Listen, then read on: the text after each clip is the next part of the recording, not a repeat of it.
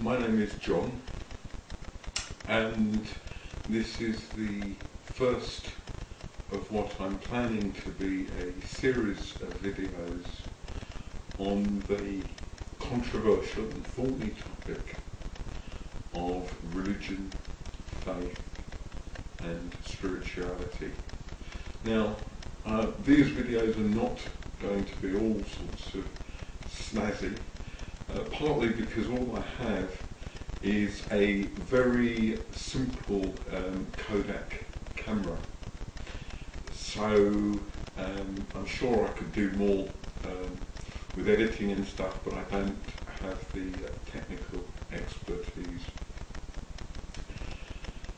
So it's a very difficult subject, and I've also only got 10 minutes to explore this subject, so I'm going to have to be quite concise, which if you do view this, I'm sure you'll be quite relieved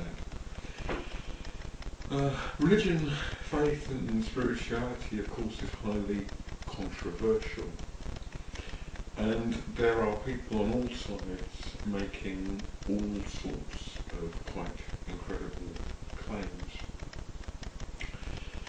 So I'm going to tackle this subject from a very personal and experiential perspective. So what do I want to say about this topic? Well, perhaps the first thing I want to talk about is just a little bit about my own experience. And as a child, I was brought up as a churchgoer. It was Church of England, it was Anglo-Catholic, it was bells, incense, that type of stuff. It wasn't intense, it wasn't particularly, well, it wasn't fundamentalist, but it was there perhaps as an important background to my faith. I also was bullied at school and undermined at home, and Mum tried to protect me and wrap me up in cotton wool, and that's an important background in anyone's faith journey, whatever that journey may consist of. The background, as well as the wider culture, is important. And I certainly was a Christian, and I recall an incredibly vivid experience of when, as a teenager, I was very, very depressed. I remember crawling out of my bed, getting on my knees, crying out to Jesus, Jesus help me, Jesus help me, Jesus help me.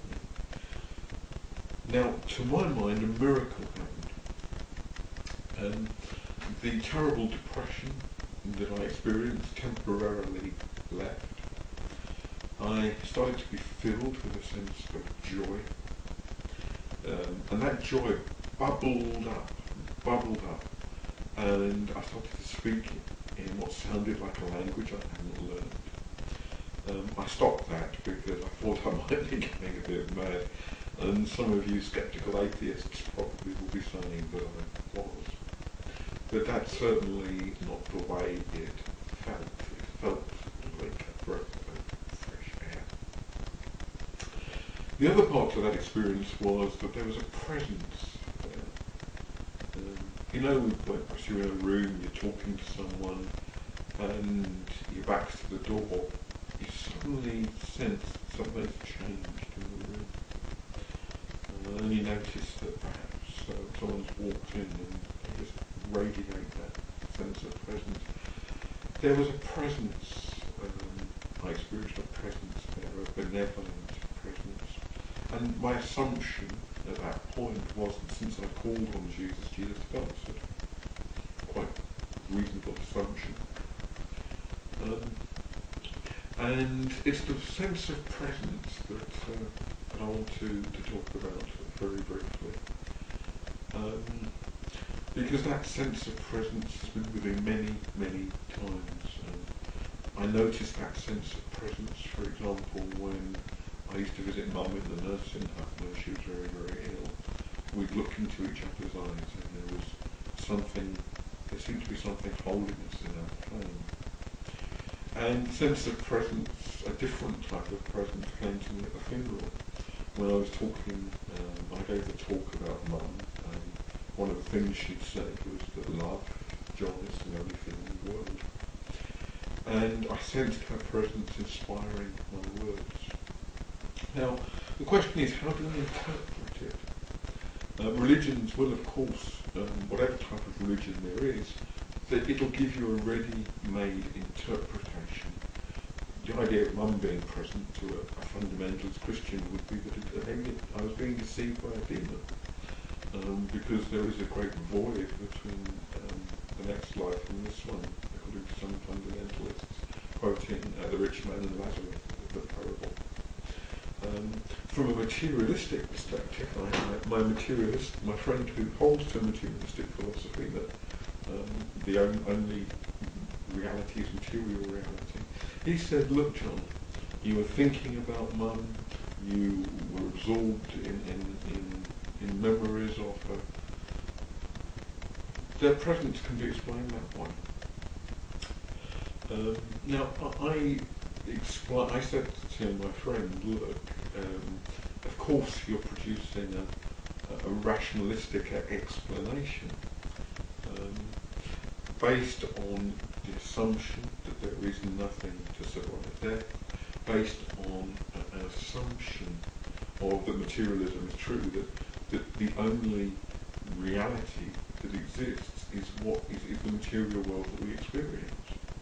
But those are assumptions, those are ways of interpreting it. And I said to him, from a metaphysical perspective, if you hold metaphysical assumptions, or even from an agnostic perspective, not knowing what is right or what is wrong in terms of that, from those perspectives, you just don't know. It could be true or it may not be. So the metaphysical perspective says, well, there can be more to this life than we think.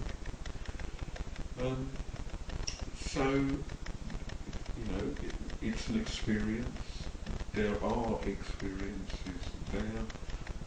The different frameworks help us to understand them. And in the end, it's a matter of faith. The materialist says those experiences are simply the product of the brain. The agnostic, the metaphysician, says, well, they may, but they may not be. There may be a metaphysical or transphysical reality, something that may survive. And in the end, whatever position you take to explain the evidence is indeed a faith position. And my sense, my faith is that perhaps, my hope,